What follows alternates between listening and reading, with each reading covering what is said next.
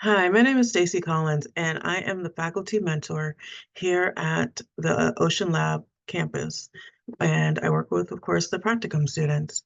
And so the recent assignment has to deal with how does curriculum come about in our programs? So I'm going to go through those questions that they presented me with and answer them for them.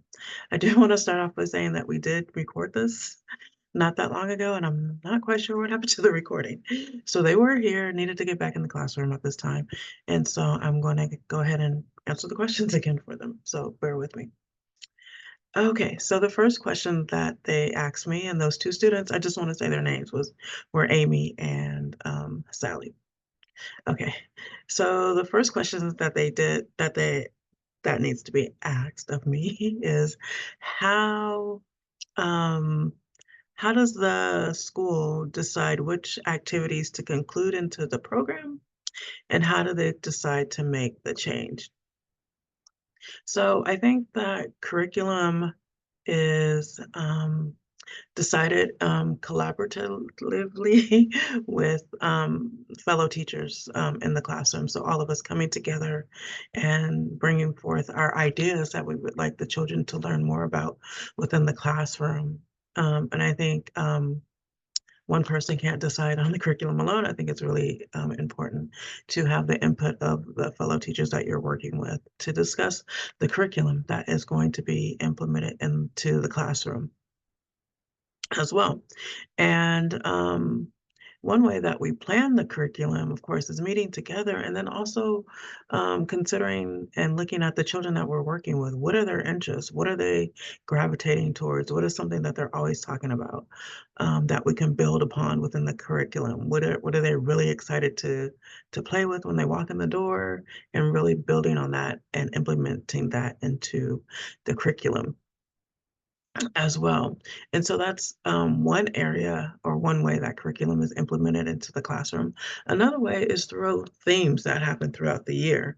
And usually at the start of the school year, it's, new faces, new children coming into the program along with returning children coming into the classroom.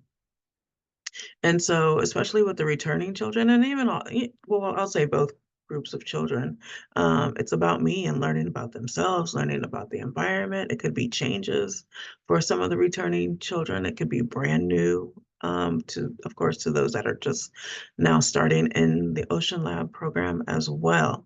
And so really about me learning about themselves, learning about the environment, learning about their teachers, building that trust amongst their teachers, within the classroom.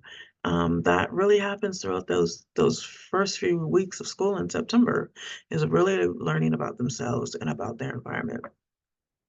And so then other themes that come up throughout the first part of the school year include fall. So a lot of that has to do with um, nature, the weather sort of changing from summer to fall, what that feels like, and just exploring, the outdoor world with leaves and trees, flowers, um, as well as maybe new bugs that have, shown up on the yard or wherever that might be. But really, the other way is implementing themes. So you have fall and then you have winter.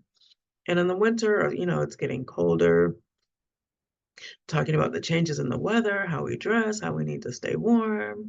And also, this is also a great time to implement the hygiene practices as well, like really getting those practices in with the children. And although Christmas happens during the winter, we also have to respect that maybe not everybody celebrates Christmas. So how do we include others? So it's bringing in other cultural events that happen throughout the month of December or through the winter to share with the children. And while the children are, young, you can still talk about different holidays, and it's an opportunity for them just obs- to grasp onto how other people celebrate their families and how they live in the world as well. So the other way is through monthly themes, as I mentioned, holidays, weather, um, seasons, so to speak, as well. And let's see. The next question is how does the school decide to make changes um, within the program? And I think a lot of it has to do with the teachers talking collaboratively with their fellow teachers in the classroom about changes that they would like to implement in the classroom. I think it could be um, not a good feeling if a teacher comes in and just abruptly makes changes without communicating that with their fellow teachers. So it's really important that communication happens around those changes. And then how is that change going to be introduced to the children as well needs to be thought out. And we all, you have new ideas that you want to share, you want to try something new, you want to get it out. But I think it's important that changes that want to be made in the classroom are also communicated effectively.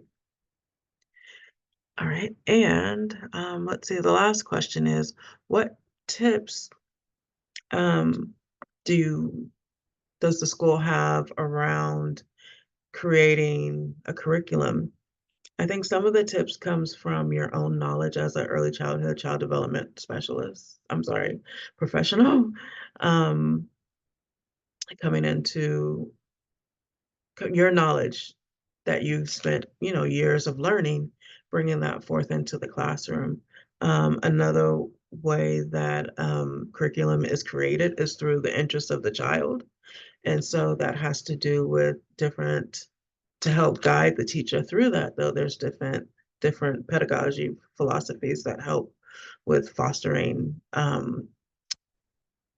curriculum that is led by the child. So those can include creative curriculum, Reggio Emilio curriculum, emergent curriculum, and sort of project approach as well. So those curriculums will help guide you into creating curriculum in the classroom. Um, and so when the curriculum is child-led, that tells you, and the children are interested, that tells you that they're eager to learn more and more about it.